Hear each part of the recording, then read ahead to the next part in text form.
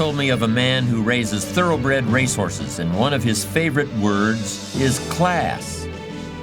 He'll talk about how one horse has class and another one doesn't, and how this class can make the difference in a race. That's a little puzzling to me because it seems like the horse that could run fastest would win, whether it has class or not. So what did he mean by the word class? According to this man, class is calling on reserve energy. Class is the ability to overcome any number of challenges during a race. Class doesn't mean you never get tired, but it does mean you never show it. Class doesn't mean you're not tempted to quit sometimes, but it does mean you never actually do. And in the final yards of a race, class makes the difference. The title of this session is Perseverance, but it could very well have been class, because they seem to be very similar qualities. Whatever word you want to use, this is an extremely important element of strong character. I also suspect that in recent years we've overlooked the importance of perseverance to some extent, because we believe so strongly in talent as the true determinant of success. For instance, there are a great many special programs in the schools for so-called gifted children, and these programs can begin as early as the first grade. A child is tested, and he's either gifted or he isn't. He either has talent or he doesn't. Our expectations of him change based on how he does on those tests, and his expectations for himself change also. Of course, there are some educational systems that place a little less faith in talent and a little more faith in long, hard work. And since those systems have been the source of some incredible progress in recent years, I think it's important to look closely at perseverance and how you can get some of that stuff, whatever your gifts and talents may be. But can you really develop perseverance? After all, that quality is something that's bred into racehorses over many generations. Can the human equivalent of class and perseverance really be learned the way you can learn to drive a car or play a musical instrument? To a great extent, I think perseverance can be learned, and there are some very powerful techniques that can help you learn it. By far, the most important tool you can use in developing perseverance is a personal list of challenging, realistic, well-defined, and highly rewarding goals. Goals are major to a genuinely success-oriented person. Without them, you're just playing around. The difference between a goal-directed individual and someone without goals is like the difference between a Wimbledon champion and a kid batting a tennis ball around on a court with no net. No opponent to bring out the best in him, and no way of keeping score. Despite everything that's been written about the importance of goal setting, very few people actually put it into practice. It's always amazed me the way the average guy puts more thought and effort into planning his 2-week vacation than he devotes to planning his life. What's he taking a vacation from? He hasn't really decided what he's trying to do in life, but for 2 weeks out of the year, he just decides he wants to do something else. And this is what he plans very carefully. Challenge creates strong character, and goals represent challenge in its most positive form. Leaders have their personal goals clearly in focus, as well as the goals of the organization. In fact, one of the principal responsibilities of leadership is defining goals for the vast majority of people who aren't able to do it for themselves. Over the years, I've developed some ideas about effective goal setting, and I'd like to share those with you in a moment. And I also want to point out some traps of goal-directed behavior that aren't usually talked about, but that certainly ought to be. When I was a kid, I used to dream what it would be like to buy a ticket on a railroad train and just go someplace. I really didn't think about where I'd be going or how long it would take to get there. I just love the idea of getting on the train and just letting it take me someplace. I guess there's still something appealing about that idea, but it's not really the way you want to live your life as a mature human being. When you grow up, you buy a ticket on a train or a plane because you want to go someplace, and you know exactly where you're going. You may have to change planes in a different city, your flight may be canceled, and you may have to switch to another flight. You may not feel like talking to the person seated next to you, but you will persist. You know where you're headed, and you're quite determined to get there. That's goal-directed behavior in its simplest form. There are short-term goals and long-term goals. Sometimes you're flying across the country, other times you're just walking down to the corner grocery store. Long-term goals are the equivalent of a major journey. When you reach the point where you've achieved your long-term goals, your life will be fundamentally changed, and the process of getting to that point will transform you into a stronger, wiser, higher-performing person than you are now. How can you identify your long-term goals? On a sheet of paper or in a notebook, write these 5 headings. Number 1, what do I want to do? Number 2, what do I want to be? Number 3, what do I want to see? Number 4, what do I want to have?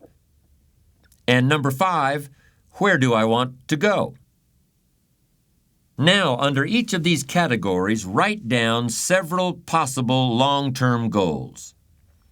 Be very relaxed about this. Just allow your mind to flow and come up with 3 to 6 ideas for each category.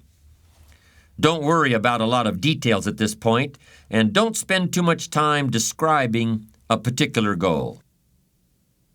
In category number 1, for example, what do I want to do?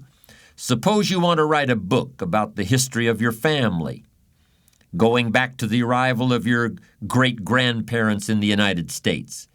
Just quickly jot down family history. Then as you look down the list of categories, it occurs to you that you've always wanted to see the pyramids in Egypt, so you write pyramids. Keep writing down ideas as long as the list of categories continues to inspire you. You'll probably be surprised at some of the things that turn up. You may have kept a great many desires and aspirations hidden in the back of your mind, but the opportunity to write them down will move them to the forefront of your consciousness. That's one of the benefits of this technique. When you're satisfied with your list of long-term goals, read through the list once again. Then, beside each item, write the number of years that you believe it will take you to achieve that particular goal. It's best to round off the numbers into 1-year, 3-year, 5-year, 10-year categories. For example, you may estimate that it will take you 10 years to research and write the book on your family history. But you'll need only 5 years to get yourself into a position where you can take a trip to the pyramids. Create a time frame like this for every one of your long-term goals. Immediate goals, those that will take less than a year to achieve, are important too, of course, and we'll deal with those separately in a moment. When you're finished entering your time frames, there should be a fairly balanced distribution of all your goals.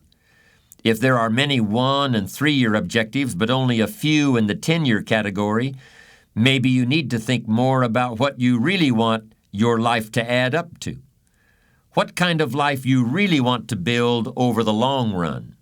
But if there's a preponderance of 10-year goals and relatively few of the shorter-term variety, this may be an indication that you're putting things off, that you're focused too much on where you'll be at the end of the day and not enough on what you can accomplish right now.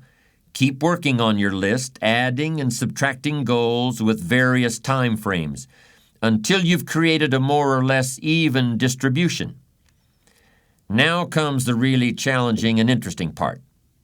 So far, you've just been adding things to the list, but now it's time to start making some selections. Now you're going to start asking yourself what's really important compared to what might just be sort of fun. Choose 4 goals from each of the 4 time frames: 1 year, 3 year, 5 year, and 10 year. Now you have 16 separate goals. So far, you've only referred to them in shorthand fashion, but now you're going to start seeing them very, very clearly in your mind's eye. You're going to see each goal just as if it were being realized this very minute. And you're going to write down a detailed description of exactly what you see. Do you intend to open a handmade furniture store in 3 years? What will the store look like from the street out front? Will there be gold leaf lettering on the windows? Or will there be a sign hanging over the door instead? How many square feet will the store contain? Will there be a showroom area for the furniture in front and a workspace in back? Or will the furniture be built at a different location? Do you intend to have any employees, or will you run the business entirely by yourself? Think of all the questions that need to be answered in order to see your goal with absolute clarity. And then write the information down in a notebook or on a piece of paper. That will become one of your most important personal possessions. But that's not all. Any goal is a powerful motivator only if there's a powerful reason behind it. Why do you want to achieve your goals? Why do you want to own a handmade furniture store, or a private airplane, or a newspaper in a small town in Vermont? Why do you want to compete in a triathlon, or visit the Australian outback, or be the first woman in your family to earn a PhD? Write down your reasons for wanting each goal in the same degree of detail that you use to write your descriptions. If you can't find a clear and convincing reason for each of your 16 goals, do some serious reevaluating. You may have more whims or pipe dreams than real goals, and now is the time to make that discovery. Keep working on your list until you have 16 clearly envisioned, strongly motivating, long-term goals. Review what you've written at times, and keep track of your progress toward these objectives. Above all, persevere. Goal setting is a very important first step, but goal achievement is a continuous, lifelong process. That's what makes it so challenging. That's also why it's so extremely rewarding to finally attain your long-term goals. With regard to immediate goals, those that require anywhere from a day to a year to achieve, I recommend creating lots of objectives that can be accomplished in a month or less. Write them down. Read what you've written at frequent intervals. Keep track of your progress. And do something often that brings you closer to realizing these very short-term objectives. That way, you'll always have something to celebrate. These goals are not only important in their own right, they're also confidence builders and motivators toward a lifestyle based on perseverance and achievement. Let me close this discussion by emphasizing the fundamental importance of goal setting for success, leadership, and creating strong character. Let me also emphasize the fact that perseverance is about as important to goal achievement as gasoline is to driving a car. Sure, there will be times when you feel like you're spinning your wheels, but you'll always get out of the rut with genuine perseverance. Without it, you won't even be able to start your engine. That situation and how to avoid it is what we'll be talking about in a moment. The opposite of perseverance is procrastination. Perseverance means you never quit. Procrastination usually means you never get started. Although I consider the inability to finish something to be a form of procrastination. Ask people why they procrastinate, and you'll often hear something like this: I'm a perfectionist. Everything has to be just right before I can get down to work. No distractions, not too much noise, no telephone calls interrupting me, and of course I have to be feeling well physically too. I can't work when I have a headache. The other end of procrastination, being unable to finish, also has a perfectionist explanation. I'm just never satisfied. I'm my own harshest critic. If all the I's aren't dotted and all the T's aren't crossed, I just can't consider that I'm done. That's just the way I am, and I'll probably never change. Do you see what's going on here? A fault is being turned into a virtue. The perfectionist is saying that his standards are just too high for this world. This fault into virtue syndrome is a common defense when people are called upon to discuss their weaknesses. But in the end, it's just a very pious kind of excuse-making. It certainly doesn't have anything to do with what's really behind procrastination. The basis of procrastination could be fear of failure. That's what extreme perfectionism really is once you take a hard look at it. What's the difference whether you're afraid of being less than perfect or afraid of anything else? You're still paralyzed by fear. What's the difference whether you never start or never finish? You're still stuck. You're still going nowhere. You're still overwhelmed by whatever task is before you. You're still allowing yourself to be dominated by a negative vision of the future in which you see yourself being criticized or laughed at or punished or ridden out of town on a rail. Of course, this negative vision of the future is really a mechanism that allows you to do nothing. It's a very convenient mental tool. Well, I'm going to tell you how to overcome procrastination. I'm going to show you how to turn procrastination into perseverance.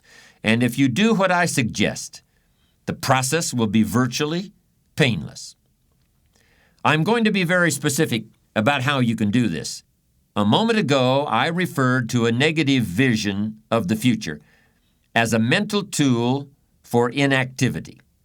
If you've been using that tool, I'm going to ask you to toss it aside and start using two other very powerful principles that foster productivity and perseverance instead of passivity and procrastination. The first principle is break it down. No matter what you're trying to accomplish, whether it's writing a book or climbing a mountain or painting a house, the key to achievement is your ability to break down the task into manageable pieces and knock them off one at a time. Focus on accomplishing what's right in front of you at this moment and ignore what's off in the distance someplace. Substitute real-time positive thinking for negative future visualization. That's the first all-important technique for bringing an end to procrastination. Suppose I were to ask you if you could write a 400-page novel. If you're like most people, that would be an impossible task. As soon as I ask you that question, a picture appears in your mind of a big fat book lying on a coffee table, hundreds and hundreds of words covering every page. Yes, somebody must have written the book that you see in your mind's eye, but that person surely wasn't you. But suppose I ask you a different question.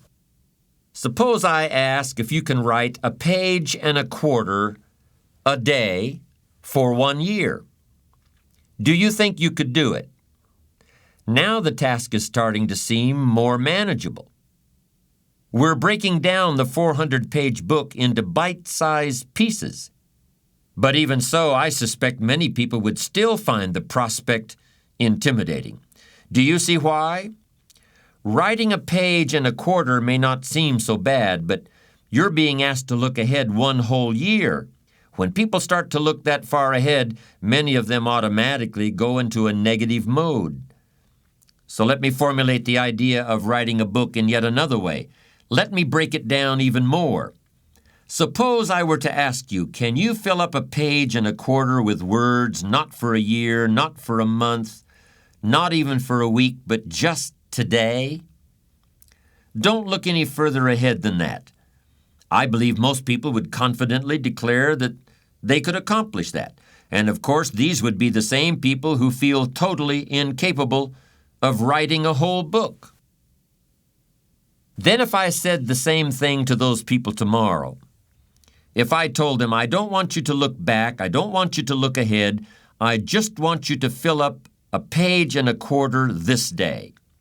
Do you think you can do it? One day at a time. You've probably heard that phrase. That's what we're doing here. We're breaking the time required for a major task down into one-day segments, and we're breaking the work involved in writing a 400-page book down into page and a quarter increments. Keep this up for 1 year, and you'll write the book. Discipline yourself to look neither forward nor backward, and you can accomplish things you never thought you could possibly do. One of the beauties of this technique is the fact that you can really take it to the extremes if you have to. If writing a page and a quarter during one day still seems too much for you, break it down even more. Try to write 3 sentences in the next hour. Don't look any further ahead than that. Come up with a way of looking at the task that finally seems manageable. Then all you have to do is persevere. Procrastination won't be a problem because the task is now so small that fear won't kick in. And it all begins with those 3 words: break it down. My second technique for defeating procrastination is also only 3 words long. The 3 words are: write it down. We've seen how important writing is to goal setting. The writing you'll do for beating procrastination is very similar, but instead of focusing on the future, you're now going to be writing about the present, just as you experience it every day. Instead of describing the things that you want to do or the places you want to go, you're going to describe what you actually do with your time, and you're going to keep a written record of the places you actually go. In other words, you're going to keep a diary of your activities, and you're going to be amazed by the distractions, detours, and downright wastes of time that you come up with during the course of a day. All of these get in the way of achieving your goals. For many people, it's almost like they planned it that way, and maybe at some unconscious level, they did. The great thing about keeping a time diary is that it brings all this out in the open. It forces you to see what you're actually doing and what you're not doing. The time diary doesn't have to be anything elaborate. Just buy a little spiral notebook that you can easily carry in your pocket. When you go to lunch, when you drive across town, when you go to the dry cleaners, when you spend some time shooting the breeze at the copy machine, make a quick note of the time you began the activity and the time it ended. Try to make this notation as soon as possible, but if it's inconvenient to do it immediately, you can do it later. But you should make an entry in your time diary at least once every 30 minutes. And you should keep this up for at least a week. What else do you have to do to gain the benefits of this extremely powerful productivity technique? Nothing. You don't have to do anything else at all. It's just a process for making yourself aware of how you actually spend your time. You will naturally and effortlessly begin to reorganize your life. Perhaps that seems like too much to believe, but it's true. When you're forced to write down the fact that you hung out at the coffee machine for 15 minutes today, you'll think twice about doing that again tomorrow. When you've got to put it in writing that you worked on an important project for 30 minutes today and then took a break to read the newspaper, you'll persevere a little longer on the project tomorrow and forget about the newspaper. Just try keeping a time diary for 1 week, and you'll see how it can revolutionize your ability to focus and achieve your goals. Break it down, write it down. Very easy to understand, very straightforward. But these are powerful and effective productivity techniques. This is how you put an end to procrastination. This is how you get yourself started. But how do you keep going? How do you keep your motivation consistently high? How do you learn to persevere when the novelty is worn off and you're still some distance from your goal? We'll talk about that in a moment. The Irish poet William Butler Yeats once wrote a poem describing some of the unfortunate characteristics of the modern world. One of the things Yeats noticed was the fact that bad people seem to have the most energy, while good people become discouraged and doubtful of their own abilities. The best lack all conviction, while the worst are filled with a passionate intensity. Those are the words Yeats used. And it's true that we can look around the world and see all sorts of things happening that we might wish were not happening. And there are people working very hard to make those things happen for reasons that we might not admire. And when we see that, it's easy to start saying, what's the use? What hope do I really have? Why don't I just give up on all the things I've been trying to accomplish and just start taking it easy? Even people of strong character feel that way sometimes. All of us have moments like that. That's when perseverance gets really, really tough. What's the answer? Well, you recall that during our discussion of goal setting, I asked you to list 5 categories for your long-term goals. What do you want to do? What do you want to be? What do you want to see? What do you want to have? Where do you want to go? Now I want you to add another one. With whom do you want to share? In other words, who are you working for besides yourself? In the first 5 categories, you were asked to focus exclusively on your own aspirations and why they were important to you. But now I want you to think in terms of other people. Who is depending on you? Who will benefit if you persevere and succeed? Who will suffer if you give up and stop trying? Who can you reach out to and help once you've achieved your goals? Write down answers to these questions, just like you wrote answers for the other categories. For many people, the answers will appear quite readily. If you have a family, your spouse and your children are depending on you. Perhaps even your parents are depending on you now, if they're elderly and require some care. But even if you're a single person or just starting out in your career, you can think of reasons to persevere and succeed that go beyond your personal needs. Maybe you would like to share some of your financial success with the schools that educated you, or with the religious institutions that gave you spiritual guidance, or with a hospital that helped to heal you on some occasion. This sharing doesn't have to be limited to money either. If your work has given you certain skills, you can share your time and your abilities. You can and you should. But even this isn't putting it strongly enough. It isn't just that you'll do better if you feel you're working for others in addition to yourself.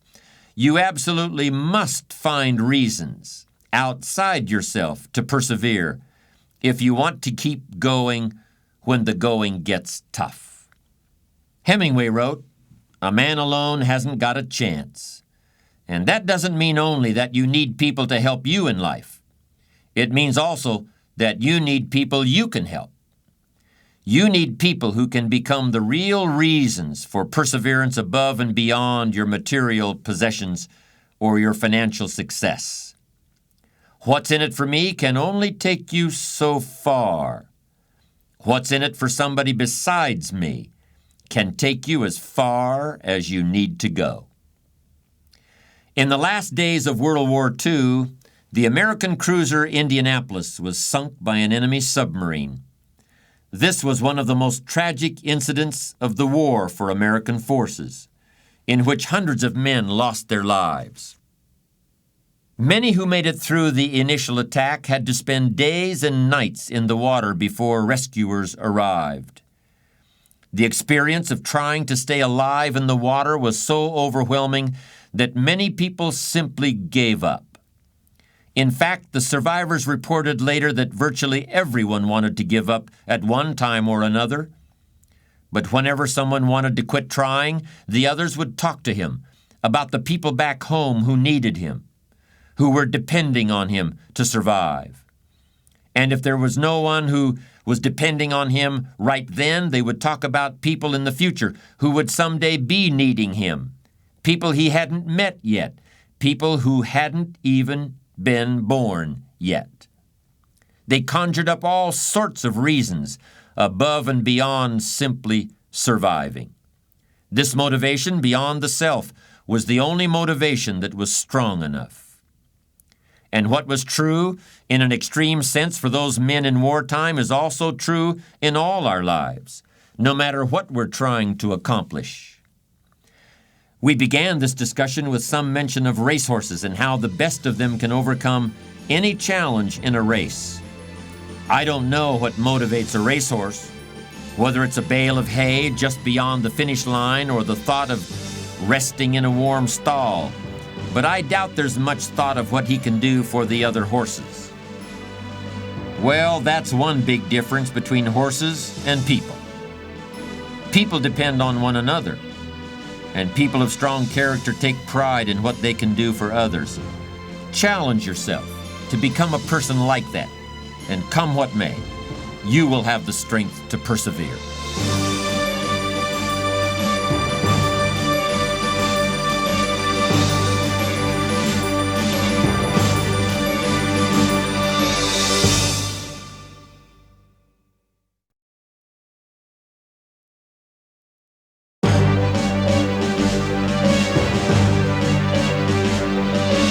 People are born hungry.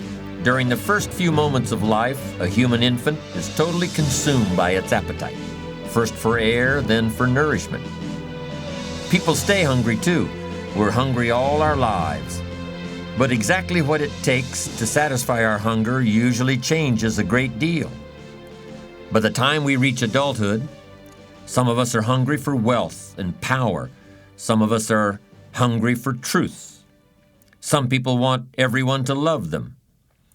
Others want everyone to fear them. But there's a fundamental challenge with all these appetites. None of them can ever be permanently satisfied. When it comes to wanting things, there's never any such thing as enough. And that can really get on our nerves. You get a new car, but in a couple of years, it's an old car. You get a new computer. It does everything real fast, certainly faster than the one your neighbor's got, but then a year goes by and now your neighbor gets a computer that's even faster than yours. Where does it all end? There's really only one kind of person who's actually comfortable with the impossibility of satisfying his appetites. This is the person who wants that mysterious commodity called wisdom, whatever that is, and wants it more than all the cars and computers in the world. Wisdom, like the learning capacity of the human brain, is infinite. There will always be more to know, and there will always be plenty of room in your brain for everything you learn. Life is a paradise, really, if you're a person who genuinely wants wisdom. We all want to be successful, and I'm certainly in favor of that. But I've known some people who literally wanted all the money they could get. Not what the money could buy, but the money itself, the nickels, the dimes, the quarters. Wanting all the money in the world is like wanting to know all there is to know in the world. Except the man who wants all the money is miserable. He'll never get it all, and he'll never think he has enough. Even if he had rooms filled with $1,000 bills, he'd still want the next man's nickel. And he'd be in pain about that, filled with envy about it. The man who wants wisdom also wants to look back over his shoulder at the other guy, but he just wants to see what the other guy is reading. And if the other guy is reading a book he hasn't read yet, he's actually happy about it. He looks forward to reading it himself. The acquisition of wisdom is not what all the mathematicians call a zero-sum game. You don't have to give up something in order for me to have it. You can give me your wisdom and now I'll have it, but you still have it too. When one person shares wisdom with another, neither person is diminished. In fact, both are made wiser. Giving and taking is such a basic experience for most of us. But the whole concept of giving and taking doesn't really apply to wisdom. There's no giving and taking, there's only sharing. Wisdom is a unique commodity, if indeed it can even be called a commodity. Unlike the other things people hunger for, wisdom is very hard to visualize. We could imagine rooms full of money, but how can you picture a room full of wisdom? Books aren't wisdom. They're just pieces of paper bound together. Books can help create wisdom in people's mind, but if you look inside their heads, you won't find any wisdom there. So what is it anyway? To most people, wisdom seems like something in a distant country, as if it were on a tropical island somewhere. Few people, if any, have ever seen it, but it's something that everybody's heard reports about. But almost everybody believes wisdom exists, even if they've never seen it.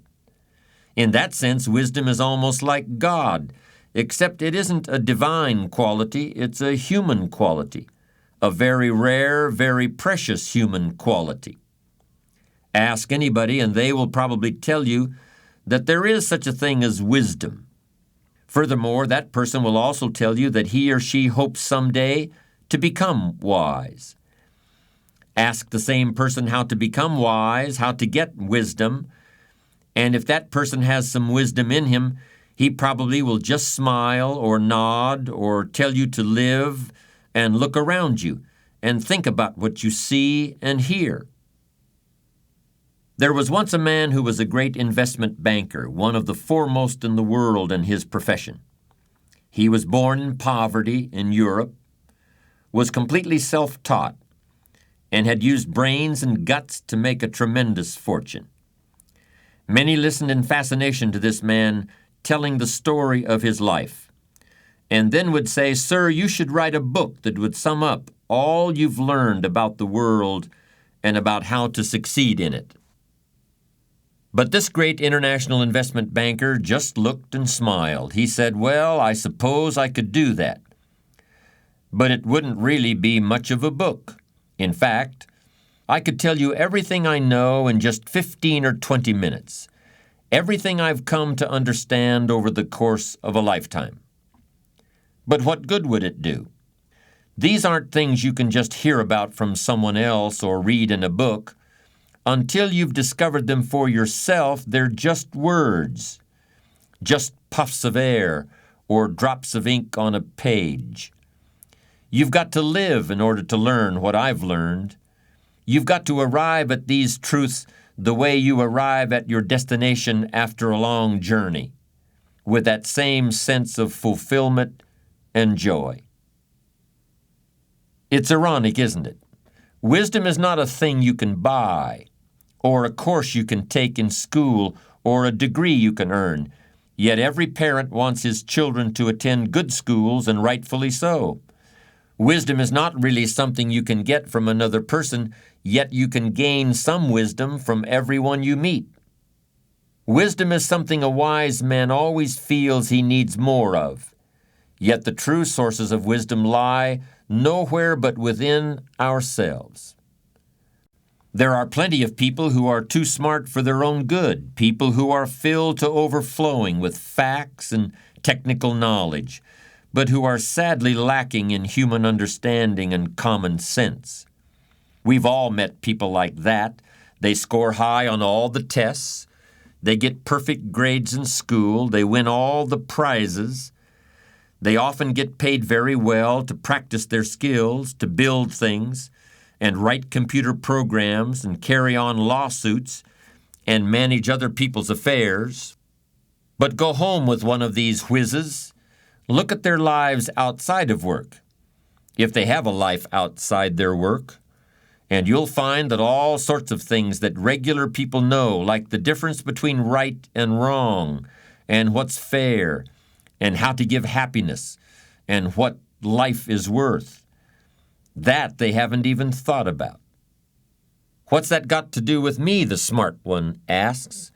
"What is this thing you call common sense? What is this stuff you call human wisdom? What is this thing you call strong character?" I've seen people who have everything you could possibly want, every object you could dream of, everything you can drive down the street or sail on the ocean or fly through the air.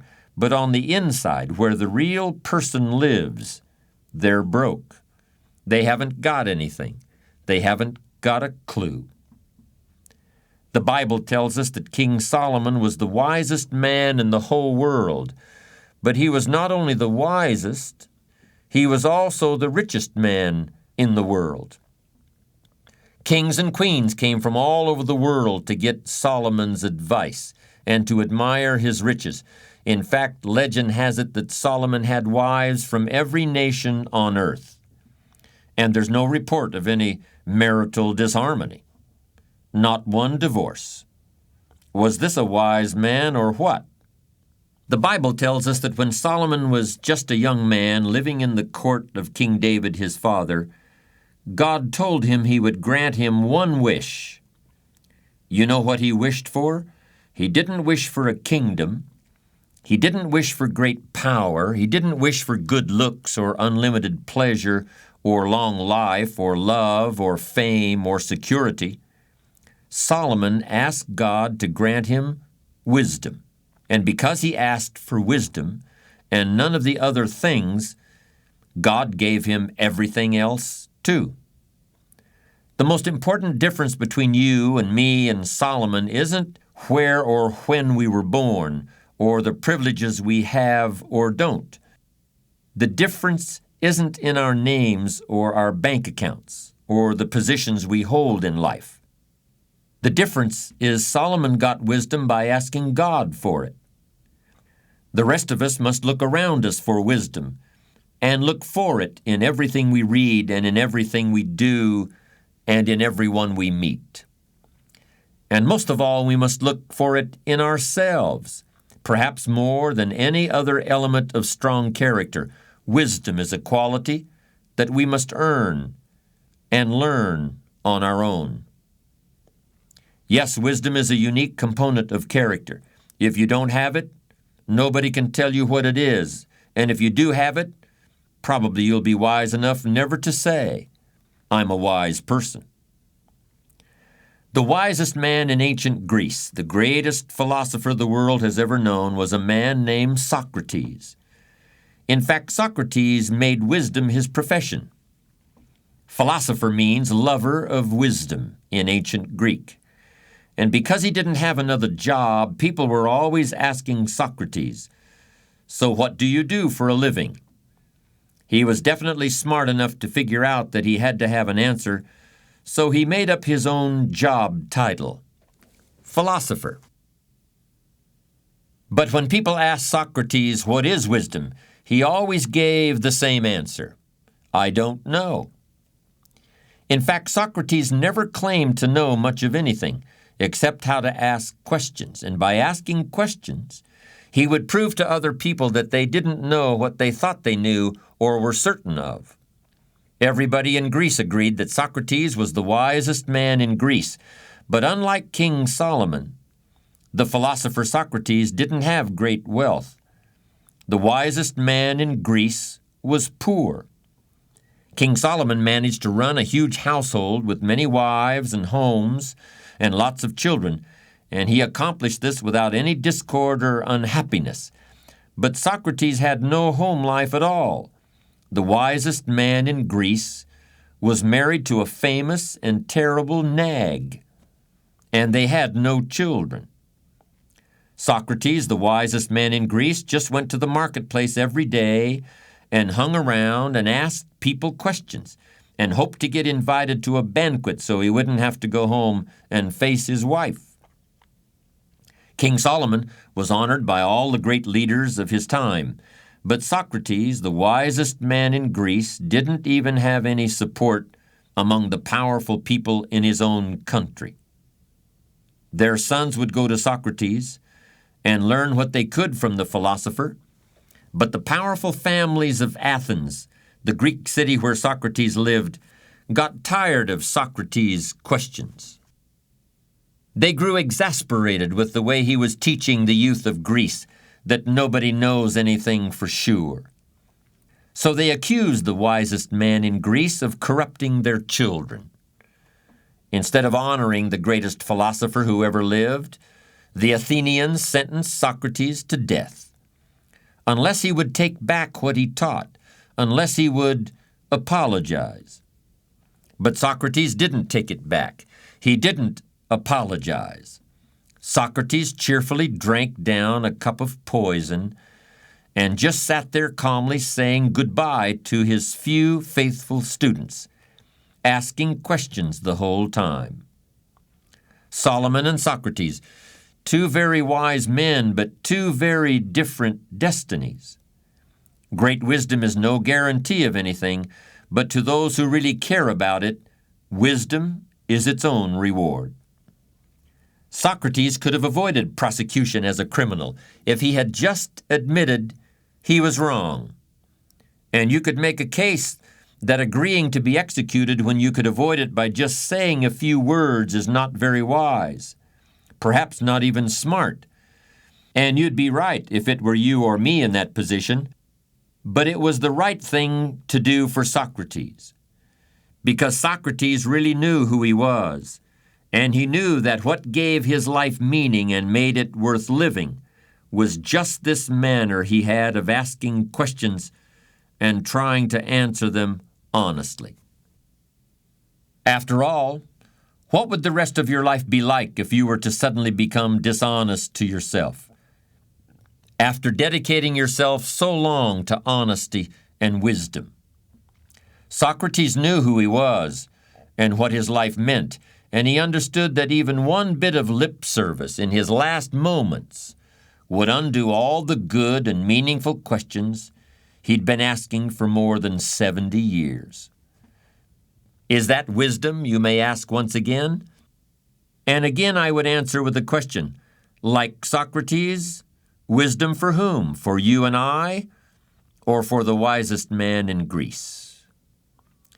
What might be wisdom for you and I, who possibly could live quite happily despite knowing that we had compromised our beliefs, would not be wisdom for someone who had totally dedicated himself to seeking the truth. Know thyself was Socrates' motto. He knew himself well enough to realize that he had to drink that cup of poison, and his character was strong enough so that he was actually able to do it.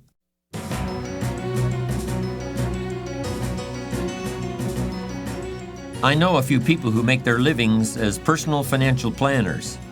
They help individuals and families define their financial needs today and in the coming years, and they help people do what must be done to provide for those needs. Any good personal financial planner will tell you that most people are insufficiently prepared for retirement. And I would add that this lack of preparedness is not limited to the financial sphere.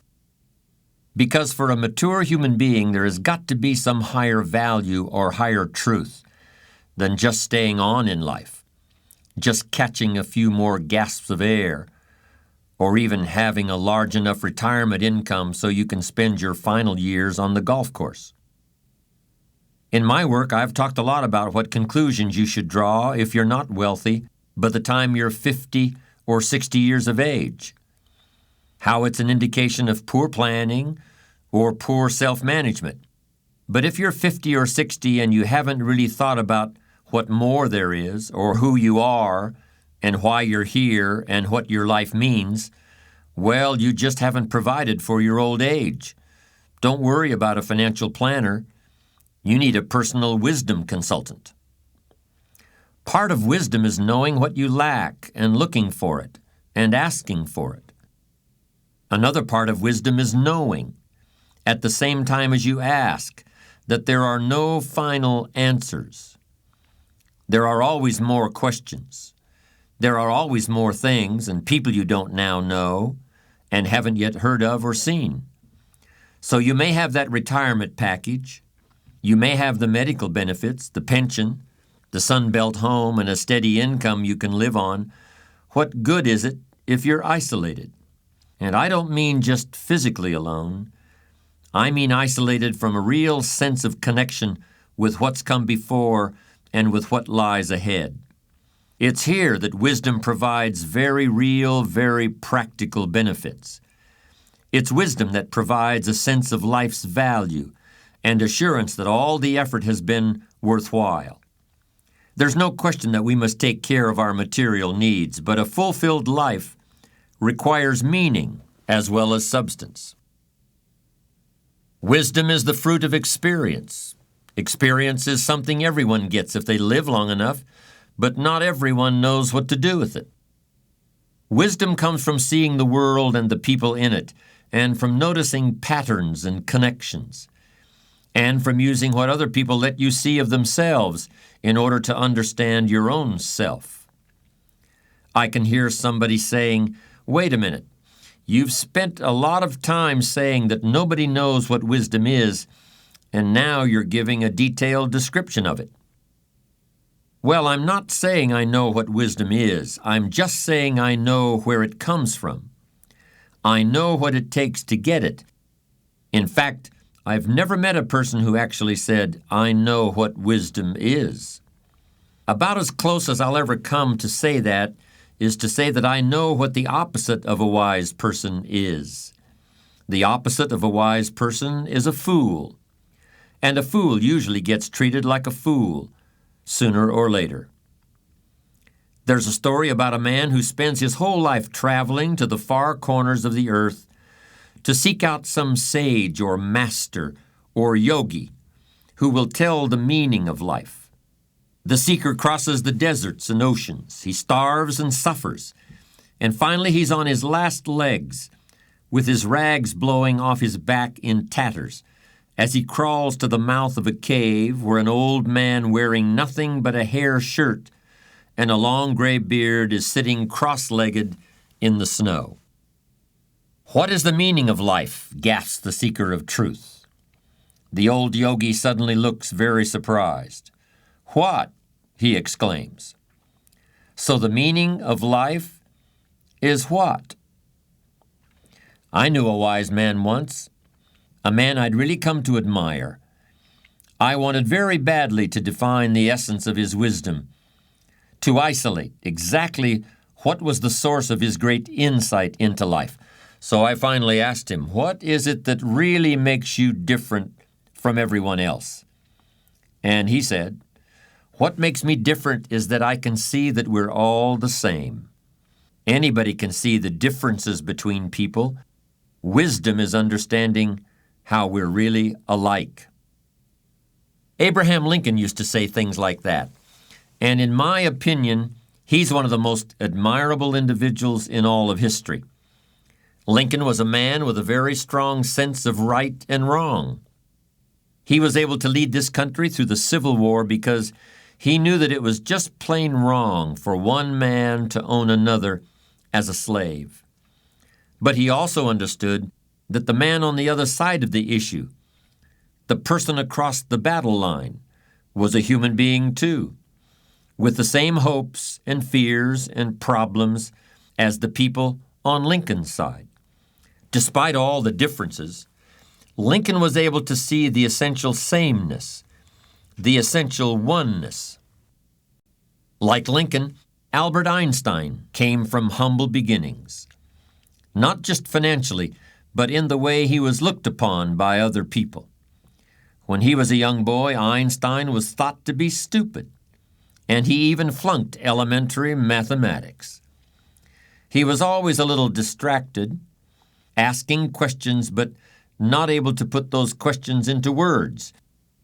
Even when he grew up and got a job in the Swiss patent office, nobody guessed that Einstein was still asking questions that would shake the whole world. After he published his theory of relativity, which laid the foundation of the atomic age, Einstein didn't get a swelled head. He kept asking questions about who we are and why we're here and how the universe is made. Even after he was able to find answers to some of the most profound scientific questions that had ever been put forward, Einstein still remained an essentially humble person, and he never suggested that his answers were the final ones. Why should they be? After all, everything in the universe is subject to change. with the single exception being the speed of light. And Einstein had made that discovery himself. People of wisdom are much more interested in questions than in answers, but foolish people are always coming back to conclusions. Like success, wisdom is a process, not a destination. Am I a wise person? I've been talking so much about wisdom, you must be wondering about my qualifications. I suppose everyone who manages to survive and even prosper to some extent has moments of self-satisfaction, moments when you say to yourself, I've finally got it all figured out once and for all. But usually, something comes along pretty quickly to humble you. I was sitting in an airplane on a flight from Texas to California, and looking out the window at the mountains and the desert far below, I was thinking to myself how, until quite recently in the span of human history, nobody had ever seen anything like this. None of the kings and queens, none of the warriors, none of the wizards. Nobody had ever been able to fly 40,000 feet in the air and look down on the mountains. How powerful we've suddenly become. Today, all we have to do is buy an airline ticket, and we can do something that no one back then ever dreamed would be possible. For a moment or two, all this gave me a real feeling of power. It felt really good looking down on everything. But then I thought, wait a minute, can I stop the plane or turn it around? Can I take a walk outside and then come back to my seat? I can't even take a walk around the plane unless the little light tells me it's okay. I can't even feed myself in here. In all my adult life, I've never been less powerful than I am at this very moment. I'm completely helpless. It's that way with wisdom, too. When you think you really know something, stop for a second and see if the opposite isn't really true also. Do you think you're rich? Compared to whom? Maybe you're really poor. Do you think you're poor? Compared to whom? Maybe you're really rich. Picture a crowded subway car in New York City.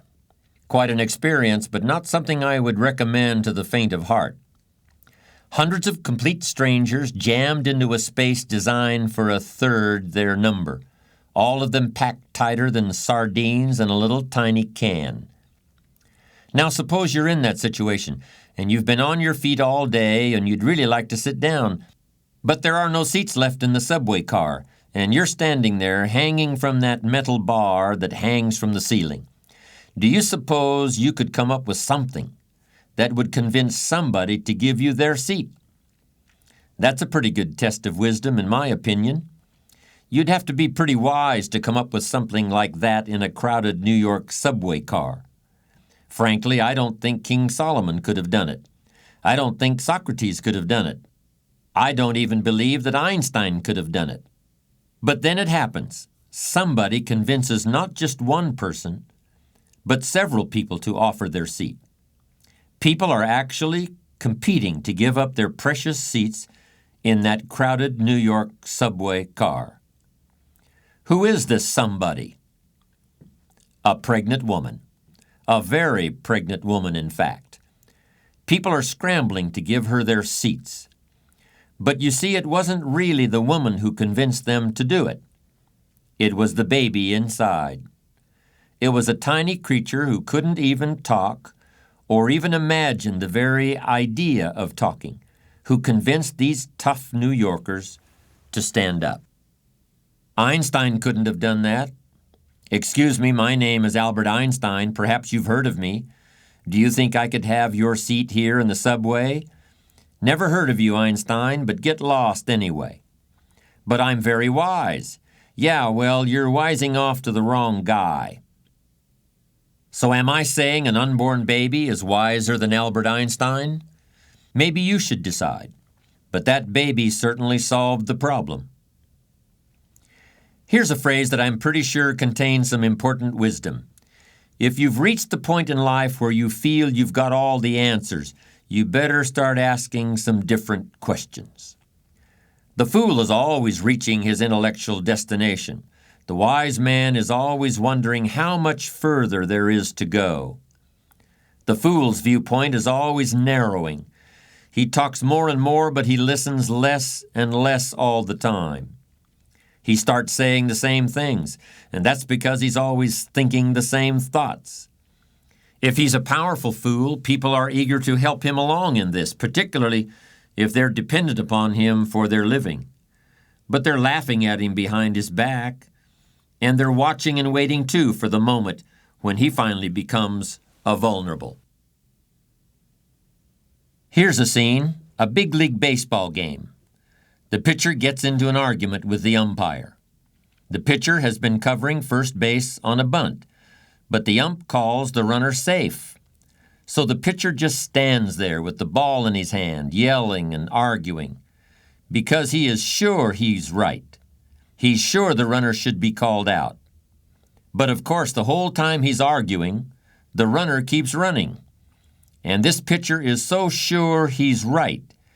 He's so totally wrapped up in his own wisdom that the runner runs all the way around the bases and scores. You've probably seen things like that happen. A person so convinced of their own wisdom that they cause more damage than any fool. It doesn't only happen on the baseball diamond. Stay away from people like that. And if you find yourself behaving like that, get a different baseball glove, because it's high time you stopped pitching and started catching for a while.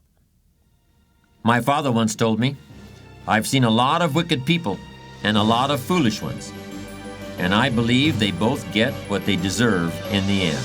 But the foolish ones get it first. I've found that to be true.